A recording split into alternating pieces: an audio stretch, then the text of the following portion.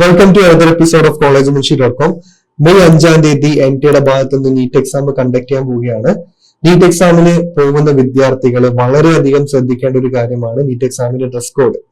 വളരെയധികം സെൻസിറ്റീവ് ആയിട്ടുള്ള ഇഷ്യൂ ഉണ്ടാകാൻ സാധ്യതയുള്ള ഒരു മേഖലയാണ് ഈ ഡ്രസ് കോഡ്. NTA ഭാഗത്ത് നിന്ന് വളരെ കൃത്യമായിട്ടുള്ള നോട്ടിഫിക്കേഷൻ ഡ്രസ് കോഡിന്റെ കാര്യത്തിൽ വന്നിട്ടുണ്ട്. ആ ഡ്രസ് കോഡ് അനുസരിച്ച് മാത്രം നിങ്ങൾ എക്സാം ഹാളിലേക്ക് പോകാൻ ശ്രദ്ധിക്കുക.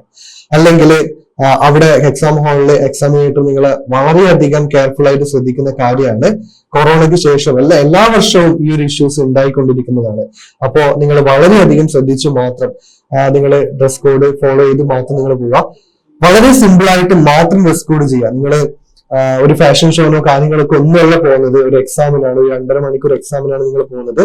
അതുകൊണ്ട് വളരെ സിമ്പിൾ ആയിട്ട് ഡ്രസ്സ് ധരിച്ചുകൊണ്ട് മാത്രം നിങ്ങൾ എക്സാം ഹാളിലേക്ക് പോകാൻ ശ്രമിക്കുക.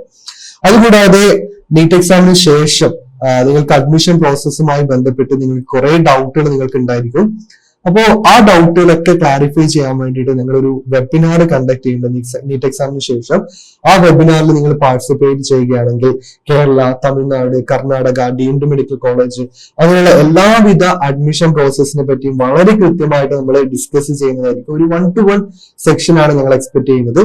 നിങ്ങൾക്ക് അതിലെ ഡൗട്ട് ക്ലിയറിംഗ് സെക്ഷൻ കൂടെ ഉണ്ടായിരിക്കുന്നതായിരിക്കും. അതുപോലെ തന്നെ എക്സാമിന് ശേഷം ചെറിയ മിസ്റ്റേക്ക് പോലും, അഡ്മിഷൻ പ്രോസസ്സിൽ ചെറിയ മിസ്റ്റേക്ക് പോലും നിങ്ങളുടെ അഡ്മിഷൻ നഷ്ടമാകാൻ സാധ്യതയുണ്ട്.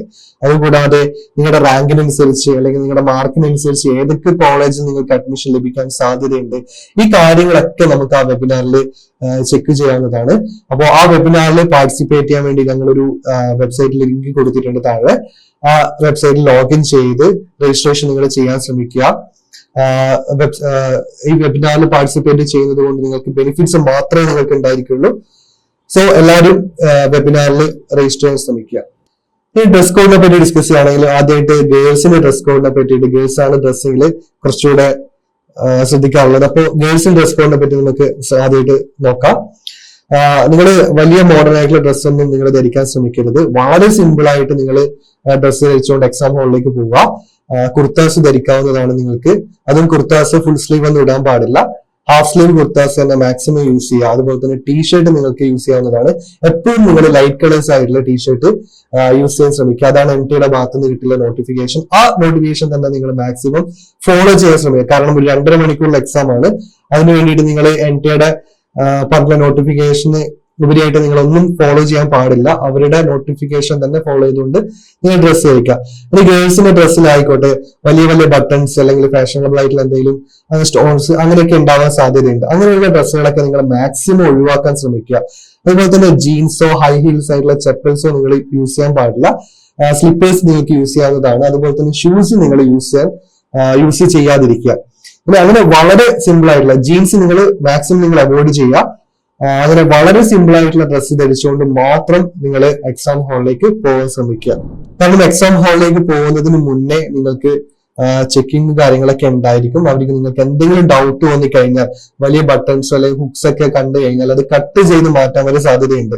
അതുകൊണ്ട് അങ്ങനെയുള്ള സിറ്റുവേഷൻ നിങ്ങൾ മാക്സിമം ഒഴിവാക്കാൻ ശ്രമിക്കുക. കാരണം അങ്ങനെയുള്ള സിറ്റുവേഷൻസ് ഒക്കെ ഉണ്ടായി കഴിഞ്ഞാൽ നിങ്ങൾ ടൈമും നിങ്ങൾക്ക് ഭയങ്കര ടെൻഷൻ ആവും. നിങ്ങൾ എക്സാം ഹാളിൽ നിങ്ങൾ ആ ടെൻഷൻ നിങ്ങളുടെ എക്സാം പേപ്പറിലേക്ക് കാണിക്കുന്നതായിരിക്കും. അതുകൊണ്ട് അങ്ങനെയുള്ള കാര്യങ്ങളൊക്കെ നിങ്ങൾ ഒഴിവാക്കുക. സിമ്പിൾ ആയിട്ട് പോയിട്ട് നിങ്ങൾ എക്സാം എഴുതി വരിക. ഇനി കസ്റ്റമറി ഡ്രസ്സ് ക്ലോത്ത് ധരിക്കുന്ന സ്റ്റുഡൻസ് ആണെങ്കിൽ നിങ്ങൾ മാക്സിമം ഒരു 3 hours മുന്നെങ്കിലും എക്സാം ഹാളിലേക്ക് എത്തി എക്സാമിനേറ്ററായിട്ട് ഡിസ്കസ് ചെയ്ത് അവിടെയുള്ള പരിശോധനയും കാര്യങ്ങളൊക്കെ നിങ്ങൾ ചെക്കിങ് കാര്യങ്ങളൊക്കെ നിങ്ങൾക്ക് ചെയ്യാവുന്നതാണ്. അങ്ങനെ നിങ്ങൾ കണ്ടക്ട് ചെയ്യുക. ഇനി അടുത്ത ബോയ്സിന്റെ ഡ്രസ് കോഡിനെ പറ്റി പറയുകയാണെങ്കിൽ ബോയ്സിനും അതുപോലെ തന്നെ വളരെ സിമ്പിൾ ആയിട്ടുള്ള ഡ്രസ്സിൽ മാത്രം നിങ്ങൾ പോവുക. സ്ലിപ്പേഴ്സ് നിങ്ങൾ ഷൂസ് ധരിച്ചൊന്നും നിങ്ങൾ പോകേണ്ട ആവശ്യമില്ല. വളരെ സിമ്പിൾ ആയിട്ട് നിങ്ങൾക്ക് സ്ലിപ്പേഴ്സ് ഒക്കെ യൂസ് ചെയ്ത് പോകാവുന്നതാണ്. ഇനി ഷർട്ട് മാക്സിമം അവോയ്ഡ് ചെയ്യുക. അതുപോലെ തന്നെ ലൈറ്റ് കളേഴ്സ് ആയിട്ടുള്ള ഡ്രസ്സ് മാത്രം നിങ്ങൾ ഇടാൻ ശ്രമിക്കുക. ടീഷർട്ട് ആണെങ്കിൽ പോലും ലൈറ്റ് കളേഴ്സ് ആയിട്ടുള്ള ടീഷർട്ട്, വലിയ പ്രിന്റഡ് ആയിട്ടുള്ള ടീഷർട്ട് ഒക്കെ നിങ്ങൾ മാക്സിമം ഒഴിവാക്കുക. സിമ്പിൾ ലൈറ്റ് കളേഴ്സ് ആയിട്ടുള്ള പ്രിന്റഡ് ഒഴിവാക്കിയുള്ള ടീഷർട്ട് നിങ്ങൾക്ക് യൂസ് ചെയ്യാവുന്നതാണ്. ഇനി ജീൻസ് പാന്റ് മാക്സിമം നിങ്ങൾ ഒഴിവാക്കുക. ജീൻസ് പാന്റ് അതും നിങ്ങൾക്ക് എക്സാം ഹാളിലേക്ക് ബുദ്ധിമുട്ടായിരിക്കും.